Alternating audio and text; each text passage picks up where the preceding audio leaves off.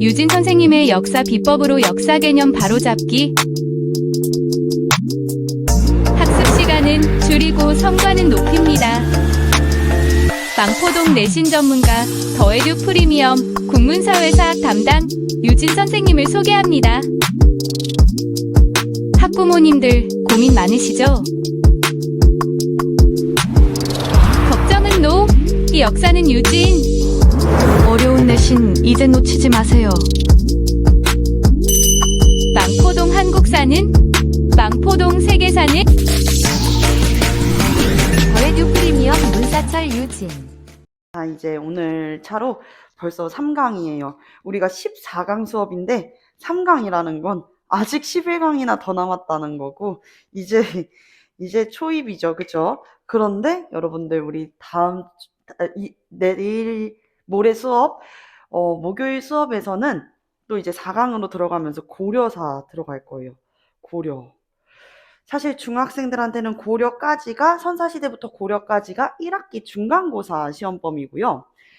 뭔가 많다라고 느낄 수 있겠지만 우리 이미 경험해봤었던 유경험자 예비고1 친구들한테는 그 정도 시험범위면은 감사한 줄 알아야 된다. 1학기 기말고사까지 시험범위가 선사시대부터 고려까지면은 감사한 줄 알아야 된다. 왜냐면 예비고1 같은 경우에는 선사시대부터 조선 후기까지가 1학기 중간고사예요. 1학기 중간고사. 그 기말고사는 또 어디서부터 어디까지일까?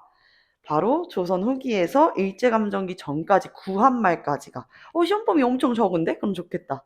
아니, 시험범위가 적다는 건 엄청 문제가 배울 것도 많고 엄청 문제가 어려워진다라는 거. 그래서 이제 예비고1 친구들은 한국사 꼭 논수령도 준비를 해놓으셔야 돼요.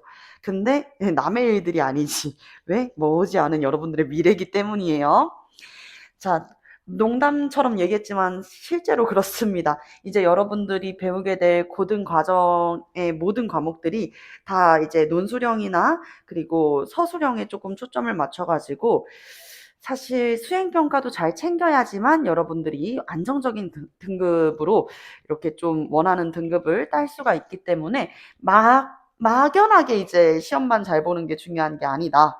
수행평가도 잘 챙겨야 되는데 그 수행평가 같은 경우에는 논술형 수행평가가 많고 기간 동안 수행평가 뭐 나갈 건지 공지해 주신 다음에 대부분 요즘 이제 생성형 AI를 너무 많이 쓰잖아요, 여러분들. 막 너무 남발하잖아요. 그치?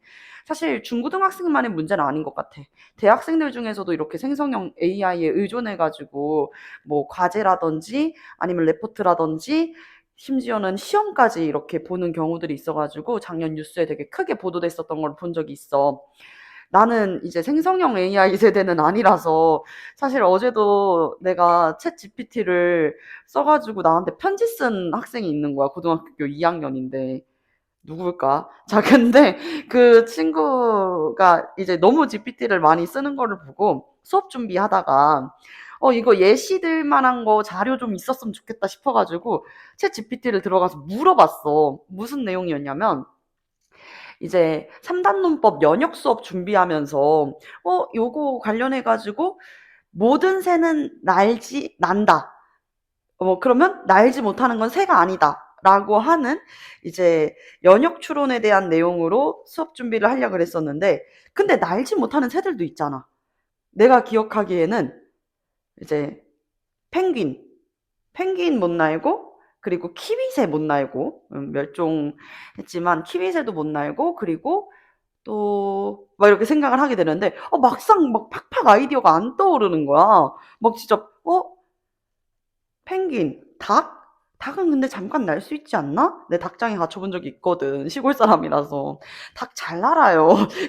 그리고 이제 키위새랑 또 뭐가 못 날지? 뽀로로랑 막 이렇게 생각하다가 결국엔 물어봤다? 새는 새인데 못 나는 새가 뭐야? 이랬는데 GPT가 뭐라고 대답했는 줄 알아? 새우. 근데 나 이거 너무 어이가 없는 거야. 새는 새인데 못 나는 새가 새우라는 거야. 그래서 내가 그래서 장난에 이렇게 물어봤거든. 장난에 싶어가지고 원래 그러면 안 되는데 비속어를 썼어. 뒤질래? 이랬단 말이야. 뒤질래? 이렇게 딱 쳐가지고 보냈는데 아니 앞질래? 이렇게 보내는 거야. 그래서 어머 맙소사. 너무 맙소. 나 너무 충격 먹었어. 그래서 아니 나는 진짜로 날지 못하는 새가 궁금해 하니까 이제 그제서야 정신 차리고 막 타조 못 날고 막 이런 거 막 얘기해 주더라고. 근데 이미 나는 신뢰를 크게 잃었어. 어쨌든 여러분들도 이렇게 너무 생성형 AI에 의존하지 않았으면 좋겠고 똑똑하지 않아요, 여러분. 이 친구는 너무 맹목적으로 믿지 않았으면 좋겠고 학교에서도 이런 부분들을 좀 견제하기 위해서 여러분들한테 충분히 수행평가를 준비할 수 있는 시간을 주시고 그리고 나서 이제 1시간이나 아니면 2회차의 수업에 걸쳐가지고 직접 수기로 쓰게 할 거예요, 아마 수행평가를.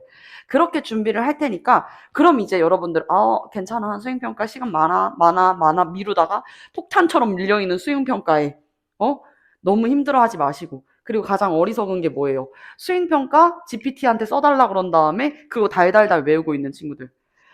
그 공부 못하는 친구들의 특징이다, 얘들아. 알겠지? 내가 생각하고, 내가 구성하고, 내가 개요를 어떤 식으로 짰는지 머릿속에 도식화가 되어 있어야지 글을 쓸 때도 따라갈 수 있어요. 알았죠? 그러니까 여러분들이 준비하세요. 이제 역사 같은 경우에 수행평가, 그리고, 잘 모르겠다. 규영이 같은 경우에도 모르겠다 싶으면 사회 같은 것도 선생님한테, 학기 중에라도 꼭 질문해요. 뭐, 특강 끝났는데 선생님한테 연락해도 되는 걸까? 그런 생각하지 말고. 알았지? 특강 끝났는데 왜 연락해? 이렇게 얘기할 사람 아니잖아. 그러니까 학기 중에 뭔가 수행평가 같은 것들 도움 필요하면은 꼭 선생님한테 물어봐 주세요. 좋습니다. 자, 우리 지난 시간에 고구려 그리고 백제 신라 고구려 백제 신라 어머 잠시만요. 고구려 백제 신라 썼는데 신라까지밖에 안 나오거든. 카메라 잠깐만 조정할게요. 자, 고구려 백제 신라 지난 시간에 배웠었던 부분들 여러분들 왕 이름 외우기 힘들죠? 보통 일이 아니죠. 그쵸? 자, 그래서 지난 시간에 배웠었던 맥락들 빠르게 한번 훑고 넘어갈게. 일단 고구려의 수도. 일단 고구려를 건국한 사람이 누구였어? 주몽이었었지, 여러분. 그래서 주몽을 우리가 무슨 왕이라고 불러? 태조왕? 아니지. 동명왕이라고 하지. 동명왕이 이제 압록강 상부, 압록강 너머에 졸본이라고 하는 산악지대에서 나라를 세웠어. 그리고 나서 이대왕이었었던 유리왕이 그 위에 졸본보다 더 북쪽에 국내성에 수도를 천도하게 되고 그리고 만주잖아요. 그치? 압록강 넘어서니까. 근데 이제 남진 정책을 펼치게 되면서 수도를 대동강 남쪽에 평양으로 수도를 천도하게 된다. 3개 이렇게 기억해 주시면 되겠고요.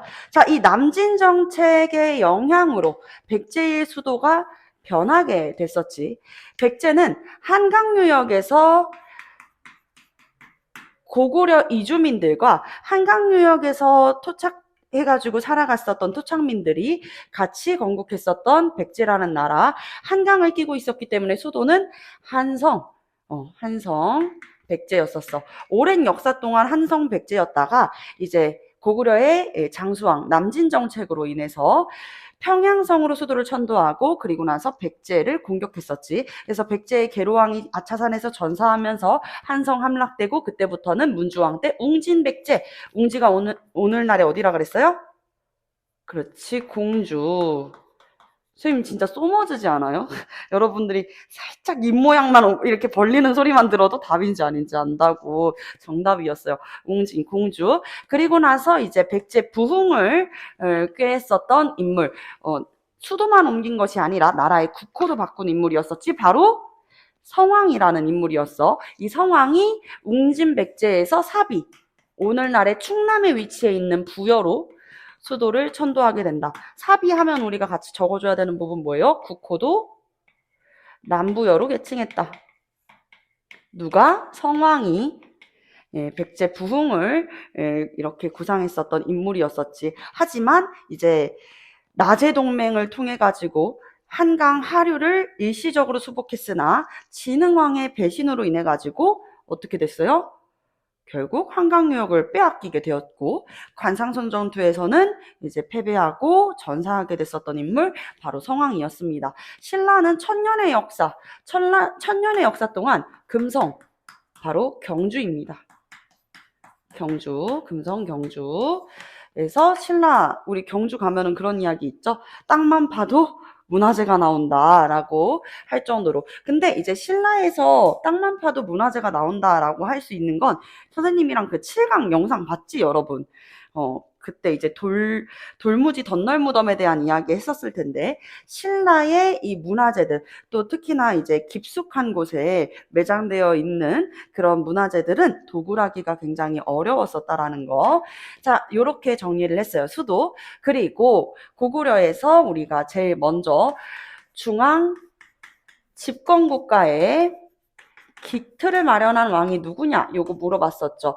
중앙 집권국가의 기틀을 만들다. 중앙 집권에 반대되는 말은 지방 분권이라고 여러분들한테 말씀드렸습니다. 중앙 집권, 한 군데로 권력이 모이게 되는 것이기 때문에 왕의 힘이 더 강해진다라고 이해할 수가 있지. 중앙 집권 국가의 기틀을 마련했었던 왕은 바로 태조왕, 고구려의 태조왕, 백제의 고이왕,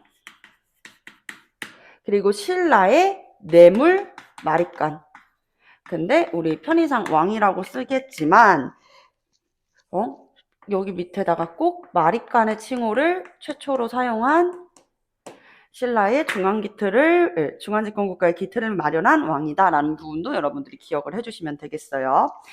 자, 중앙집권국가의 기틀을 마련한 태조왕의 업적 두 가지만 한번 정리를 해볼 건데, 첫 번째는 무엇이냐면요, 원래 고구려가 5부족 연맹체였었잖아. 그래서 계루부, 수노부, 손노부, 간노부, 전노부가 돌아가면서 왕위에 오를 수 있던 시기였는데, 이제 태조왕 때부터 계루부, 고씨만 왕위를 독점세습할 수 있게 돼요. 왕위 독점세습. 지난 시간에도 예시를 들어서 설명했지만, 돌아가면서 반장을 할 수 있는 체제, 돌아가면서 대통령을 할 수 있으면 대통령이나 반장의 권한은 강하진 않겠지. 그치? 하지만 한 집안에서만 이 권력을 세습하게 되면, 우린 너무 잘 알고 있잖아. 북쪽을 봐봐요. 한 집안만이 권력을 계속 세습하면 굉장히 이제 강한 힘을 갖게 되겠지. 그걸 우리가 독재라고 하는 것이고. 자, 그래서 이제 태조왕 때 게르부고시 왕이 독점 세습할 수 있게 되고, 그리고 두 번째는 뭐 태조왕의 여러 업적이 있지만 그 중에서도 옥저를 복속하고 동해를 공격했다라는 내용 기억해 주시면 돼요. 자, 그리고 왕위는 바로 형제 상속이었어, 부자 상속이었어, 태조왕 때? 형제 상속이었었지. 그리고 나서 고국 천황 때 왕위를 부자 상속으로 바꾸게 되고, 그러면서 부자 상속에다가 또 뭐 기억해 주셔야 돼요? 오부족의 성격, 그러니까 귀족적 성격을 가지고 있었던 오부를 행정적인 성격으로 개편을 하게 됐었던 것도 고국 천황이었다. 기억나는 것 같아. 지난주가 기억이 나는 것 같아. 그치? 자, 그리고 하나 더는요. 고국 천황이잖아. 나라를 하늘처럼 높이 드높이는 왕. 하늘처럼 높으신 왕이라는 의미야. 왜 그렇게 불리게 됐다 그랬어요? 빈민구제정책. 바로 진짜 대박 법이 있었지. 바로 진대법이야. 봄에 곡식을 빌려주고, 그리고 가을에 추수를 할 때 갚아라라고 하는 춘대추납의 진짜 대박법, 진대법이 있었다. 여러분들 쉽게 외우라고 이렇게 말씀드리는 거예요. 진짜 대박을 줄인 게 아닙니다. 자, 진대법. 자, 그리고 고이왕. 고이왕은 이제 백제의 중앙집권의 기틀을 마련한 왕이고, 백제라는 나라는 고구려 유이민이었었던 이제 온조 계통이 나라를 세운 것이기 때문에 부여 성씨를 쓰는 왕족들만 왕이 되었었단 말이야. 돌아가면서 왕이 됐었던 건 아니야. 그렇기 때문에 귀족적 성격을 띠고 있는 백제는 권력 다툼, 특히 이제 지방 귀족들 간의 권력 다툼이 클 수밖에 없었는데, 고이왕 때 이제 왕위를 형제 상속하고, 왕위 형제 상속, 그리고 이제 목지국을 병합하면서 한강유역을 차지하고, 고위왕은 하나만 더 쓸게. 이것도 중요하니까. 육좌평 16관등제를 두어서 관등별로 입어야 하는 관복의 색깔도 정해 놓았었다. 이렇게 이야기를 했었죠. 자, 그 다음은 신라입니다. 자, 신라의 뇌물마립관. 마찬가지로 신라도 이제 여러분들이 알고 있는 박혁거세의 박씨, 그리고 이제 경주에서 경주 토착민들이었었던 김할지, 이 김할지의 김씨, 그리고 석탈해, 유이민 석탈해에서 김씨, 박씨, 석씨가 돌아가면서 왕을 하던 체계였었는데, 그 체계를 신라 뇌물마립가 때는 어떻게 했었다? 이제 김씨가 왕위를 독점세습한다. 김씨 왕위세습 체계로 바꾸게 되고요. 마립간이라는 칭호를 사용하며 진한 지역을 거의 차지했어요.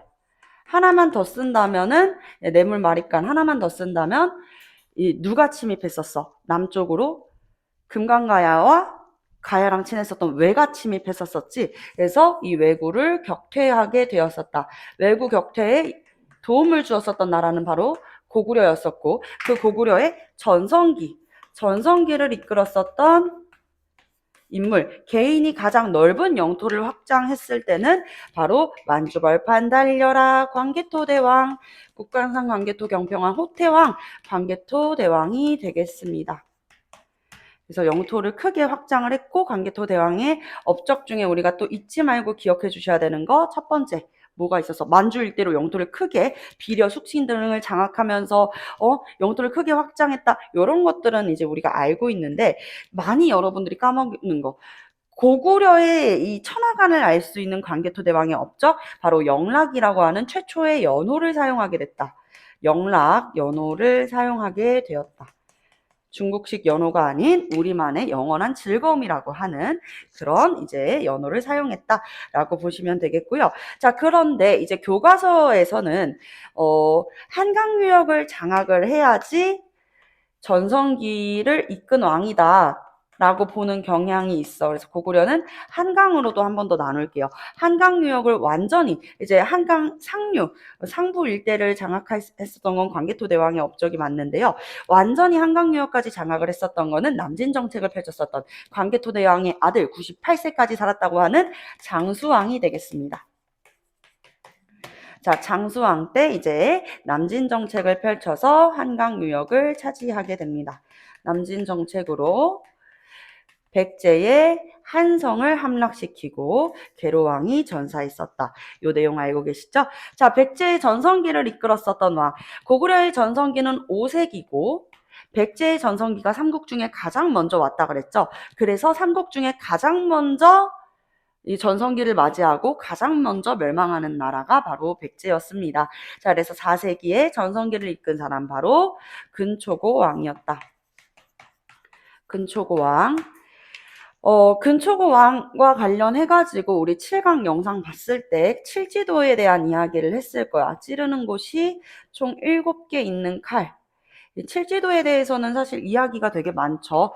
칠지도를 우리가 일본한테 하사한 것인가 아니면 일본한테 받은 것인가, 그 시기는 근초고 왕 때가 분명하느냐, 이런 이야기들을 이제 계속 하고 있어가지고 일부 선생님들은 이런 부분들을 언급해 주시면서 칠지도를 그냥 알아만 놔라, 문제는 내지 않겠다라고 하는 선생님들도 계셔.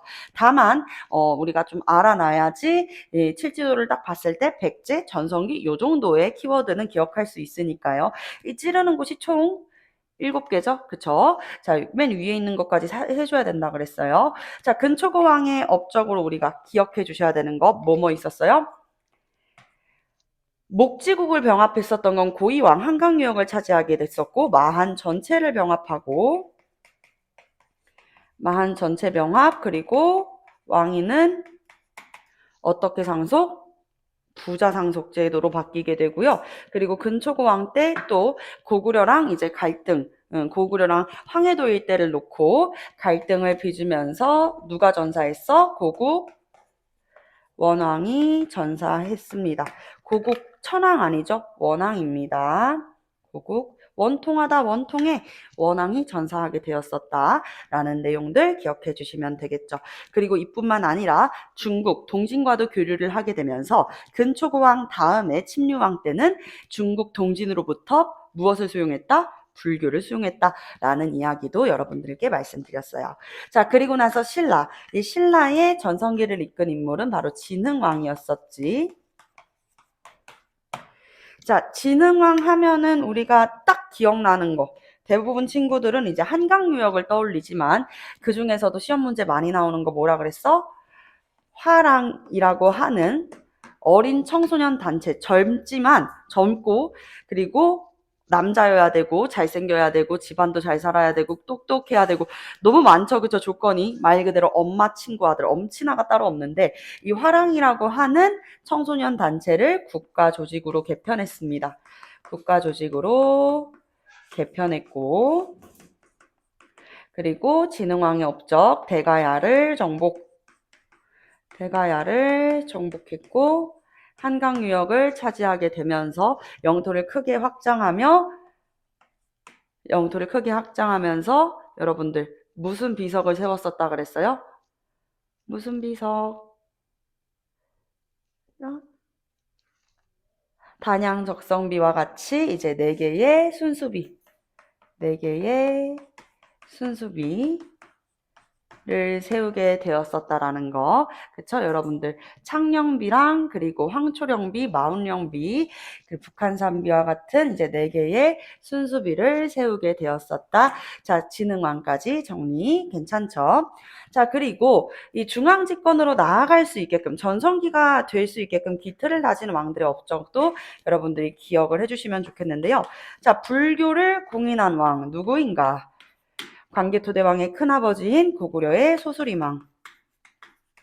중국 전현으로부터 최초로 삼국 중에 가장 빠르게 불교를 공인했었던 왕이었고요. 그 이후에 중국 동진으로부터 불교를 공인했었던 왕은 근초고왕 때 동진과의 교역을 시작하면서 그 다음에 침류왕이 불교를 공인하게 된다. 시험 문제에 많이 언급되는 부분은 불교 공인까지 근초고왕의 업적인 것처럼 선지에 많이 함정 문제로 출제가 된다라고 말씀드렸어요. 신라에서 불교 공인은 여러분들 잊히지 않는 이미지가 있죠. 무슨 이미지야? 바로 순교야. 2차돈의 순교로 법흥왕 때 불교가 공인되었었다. 목에서 하얀 피가 분수처럼 뿜어져 내려오면서 하늘에는 꽃비가 내렸다라고 이야기하죠. 바로 2차돈의 순교로 불교가 공인되었다. 이렇게 볼 수 있겠고 율령이 반포되었었던 시기, 법치국가의 기틀이 되는 이 율령은 언제 반포가 되었지? 맞아, 마찬가지로 소수림왕. 자, 소수림왕의 업적에 한 가지 더 들어갔으면 좋겠는 게 뭐예요? 맞아요. 국가 최고의 교육기관, 고구려 최고의 교육기관이었었던 귀족의 자제들, 지배층의 자제들을 교육시키기 위한 태학이 설립되었습니다. 태학을 설립했다. 자, 그리고 침류왕은 불교를 공인했고 율령반포는 고희왕. 고희왕이 아니다라고 하는 선생님들도 계실 거야. 율령을 반포했다라고 하는 근거가 미약하다라고 말씀해 주시는 선생님들도 계셔서 율령 반포는 X로 비워놓으시는 분들도 계시고 율령 반포는 고희왕 때가 맞다라고 하시는 선생님들도 있거든요. 요거는 이제 우리가 내신에서는 선생님 말을 듣고 선생님 말을 따르는 것이 좋습니다. 그래서 여러분들 아마 한국사는 교과서 그대로 나가기보다 학교 선생님들이 이제 부교재를 사용하시거나 아니면 학습지를 많이 활용하실 거예요. 그래서 학습지 위주로 보셔야 됩니다. 아시겠죠? 학습지 위주로 보시면 되겠어요. 자, 신라의 율령을 반포했었던 왕은 법을 흥하게 하는 왕, 법흥왕. 법흥왕의 업적하면 우리가 또 기억해줘야 되는 거. 2개만 이야기해 봅시다. 병부를 설치하고 병부와 상대등을 설치했었다. 상대등 설치. 자, 그리고 법흥왕 때 금강가야 정복. 자, 금강가야 정복했을 때 기억해줘야 되는 거. 금강가야가 쇠퇴하면서 전기 가야 연맹이 해체된 사건은 바로 이것. 신라를 도와서 고구려의 광개토 대왕이 이 신라를 구제하겠다라고 해가지고 이 왜구를 격퇴하는 과정에서 금강가야의 힘이 크게 쇠퇴하면서 전기 가야 연맹이 해체되고 후기 가야 연맹은 대가야가 이끌게 되었었다. 이 부분 말씀드렸습니다. 자, 그리고 나서 이제 수도, 중앙집권제도, 전성기, 불교공인, 율령반포까지 이야기를 했는데요. 마지막으로 하나만 더 언급하겠습니다. 귀족회의입니다. 귀족회의. 세 나라의 귀족회의의 이름이 다 달랐었지. 고구려의 귀족회의의 이름은 제가회의. 제가 발표하겠습니다. 제사할 때의 제자라 그랬어요. 자, 그래서 제가회의. 제가회의에 이제 제가회의를 이끄는 중심이 되었었던 지배층 인물은 대대로가 있었다. 대대로. 대대로 이렇게 써주시면 되겠고, 자, 백제는요, 이제 큰 바위, 바로 정사암이라고 하는 바위에서 회의를 했었죠. 그래서 정사암 회의, 여기에서 육자평 중에서도 중심이 되고 정사암 회의를 이끌었었던 인물은 상좌평입니다. 상좌평. 신라에는 화백회의가 있었고 이 화백회의를 이끄는 인물이 바로 상대등입니다. 상대등. 이렇게 써주시면 되겠습니다. 자, 여러분들 여기까지 괜찮죠? 이제부터는 우리 본격적으로 8강에 들어가는 부분들로 수업 진도를 나가 볼 것인데요. 8강의 제목이 어떻게 되어 있어? 신라의 삼국통일과 발해의 건국인데 가장 첫 단원이 고구려랑 중국이 전쟁하는 부분에서부터 시작을 해, 여러분. 여기에서 여러분들이 한번 짚고 이해하고 넘어가 줬으면 좋겠는 부분이 무엇이냐면, 신라라고 하는 나라는 굉장히 이제 귀족적 성격을 가지고 있는 귀족사회야. 자, 귀족사회라는 것은 신분의 이동이 자유롭지 못하다라는 것이거든요. 신라는요, 골품제라고 하는 신분제도가 뿌리 깊게 자리 잡고 있던 나라였었어. 그래서 이제 성골 같은 이제 김씨, 왕위를 이제 세습할 수 있는 김씨라고 하더라도, 김할지의 김씨 집안이라고 하더라도 성골이 아니면 왕위에 오를 수 없었고, 성골과 진골 사이에서 나온 자식은 진골이야. 성골과 성골이 혼인해가지고 나온 자식이 성골이 될 수 있고, 성골과 진골이 결혼해가지고 아이를 낳으면 진골이었다고. 그럼 이건 초등학생도 아는 얘기야. 시간이 지나면 어느 계체가 훨씬 더 줄어들겠어요? 성골과 성골끼리 결혼해야지 성골이고, 성골과 진골이 결혼하면 진골, 진골과 진골이 결혼하면 진골이야. 어떤 계체가 더 많아지겠어? 당연히 많아진다기보다는 자연스럽게 성골의 계체는 훨씬 더 줄어들게 되겠지. 그래서 신라시대 우리나라 역사상 최초이자 마지막으로 여왕이 존재했었다. 3명의 여왕이 있었어요. 선덕여왕, 진덕여왕, 진성여왕.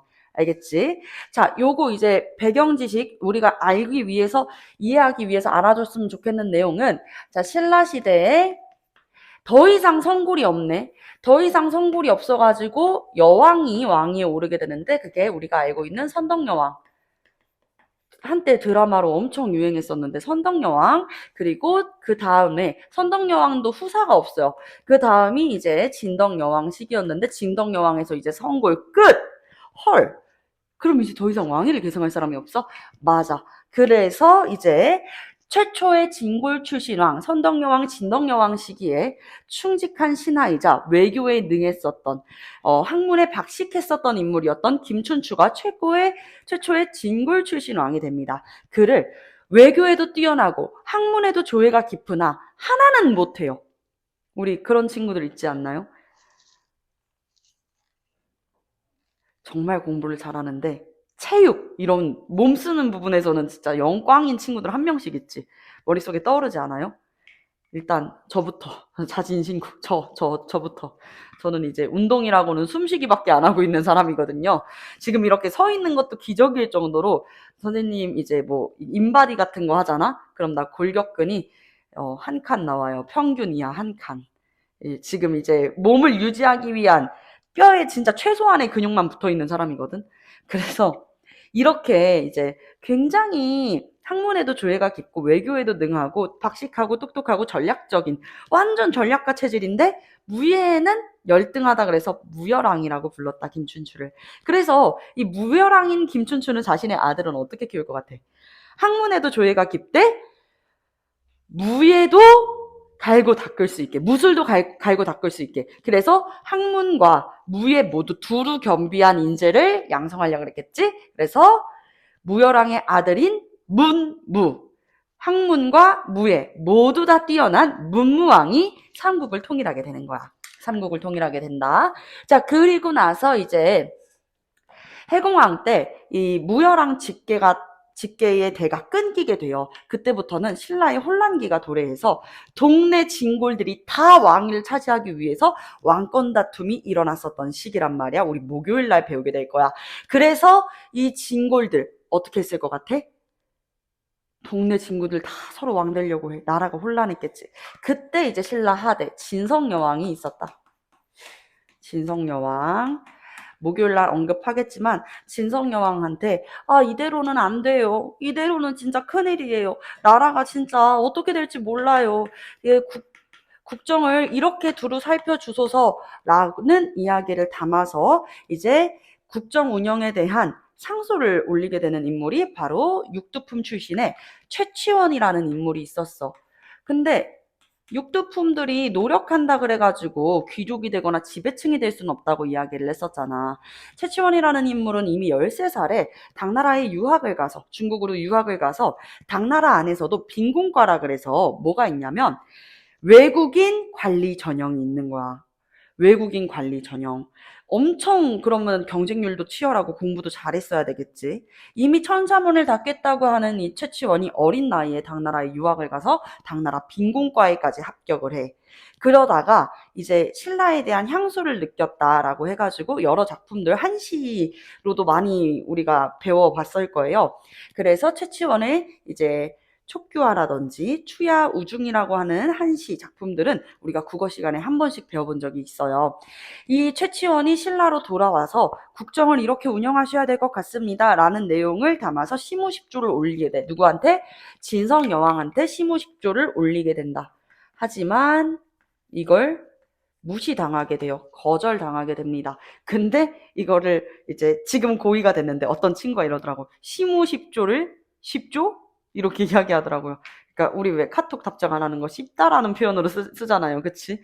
그래서 진성여왕이 시무십조? 10조? 이렇게 이야기를 하더라고. 이렇게 외우는 이유가 뭐냐면 나중에 이제 고려시대에도 국정을 이렇게 운영하셔야 됩니다. 라는 내용을 이제 고려의 왕이었었던 성종한테 올리는 사람이 최승로라는 인물이 있어. 최승로는 시무 28조를 올리게 되는데 28조랑 10조를 바꿔가지고 내는 문제가 되게 많이 출제가 돼. 이거는 중학생도 마찬가지야. 왜냐하면 여러분들의 시험 범위가 고려 말에서 고려 중기까지 나가고 있어서 최승로의 시무 28조까지 같이 공동 범위로 나갈 수 있고, 고등학생 친구들은 뭐 말에서 뭐예요? 선사시대부터 조선 후기까지라니까 얘들아. 뭐가 나올지 우리가 계속 머릿속으로 예측을 해주셔야 돼요. 꼼꼼하게 우리가 공부를 했는지 안 했는지는 사실 이렇게 비슷한 명칭이지만 다른